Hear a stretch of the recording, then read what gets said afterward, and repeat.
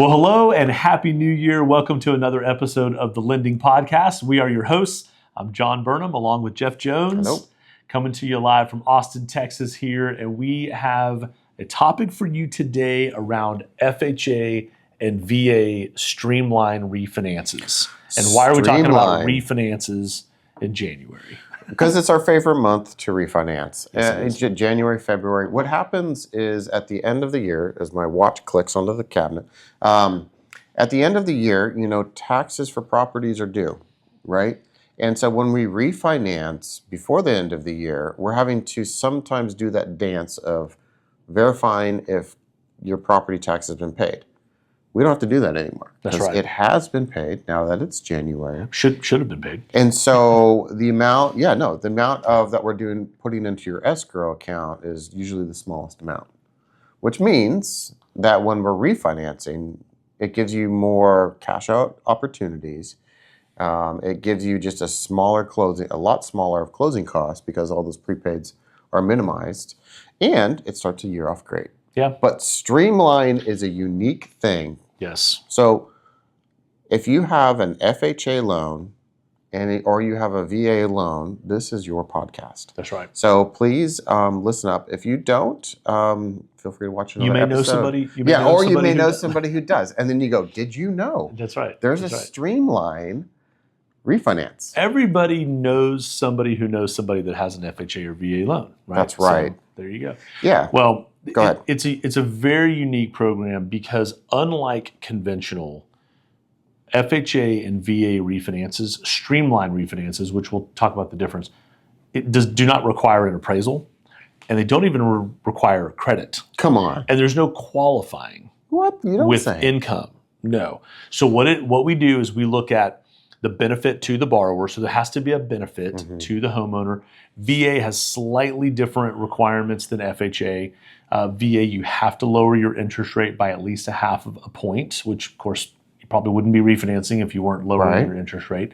But you have to lower it at least a half a point.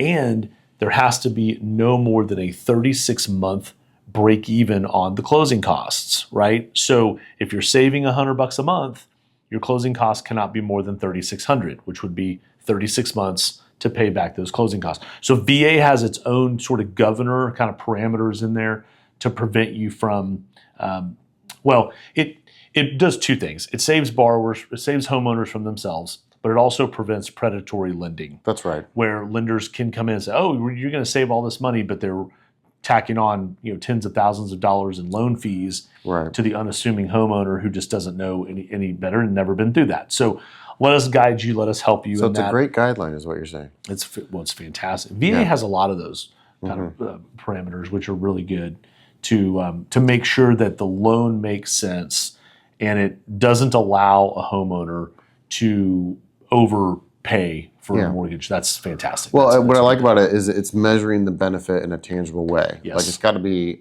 at least a three-year or better return on your investment. Yeah. Which is smart, right? Well, it is. And personally, I'll go on the record to say I really like to see a 12 to 24-month break even. Right. I'm not really in the 36-month break even camp. I think that if you can break even in less than 2 years, most of the time it's going to make sense.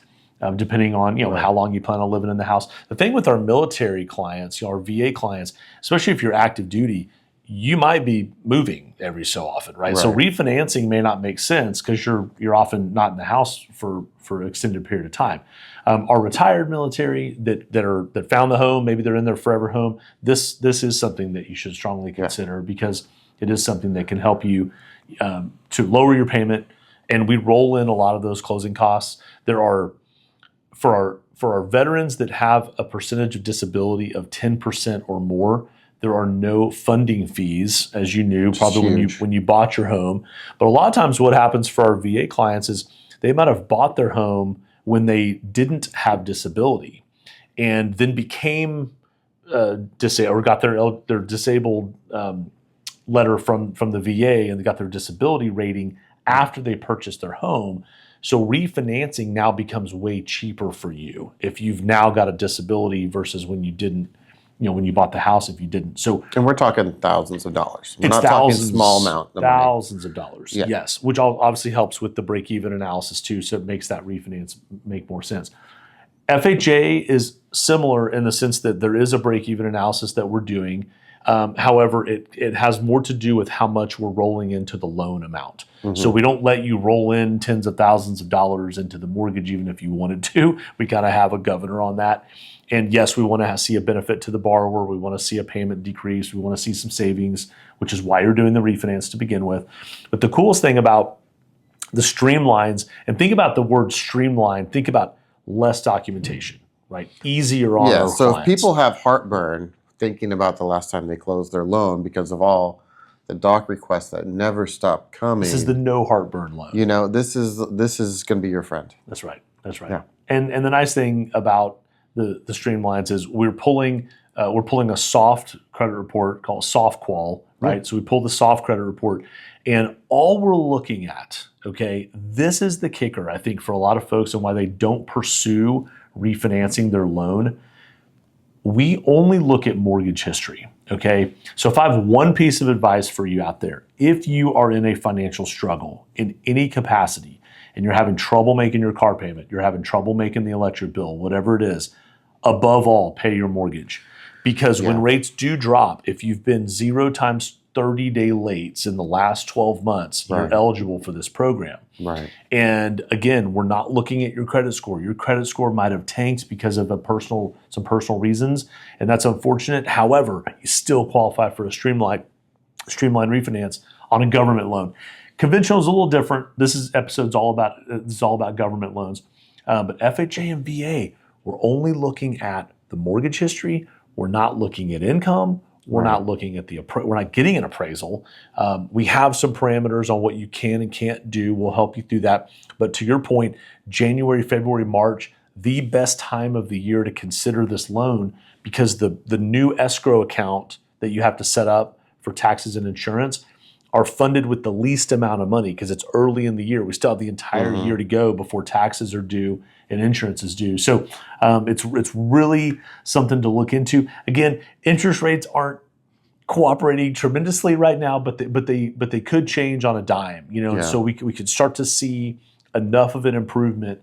And we still have clients that are in the high 7s, where if you can get in the low to mid 6s or high 6s, it could make sense. So if you're out there and you have a VA loan that you got in the last 2 years, maybe 3, or a FHA loan in the last 2 to 3 years, please talk to your lender about what a streamlined refinance means and what it can do for you, because it can make a big difference. It can make a huge difference. And the guidelines tell us it can't take advantage of you. So it's not like you're going to be throwing your money away. It will give you a return. Yeah. And save you money in the long run.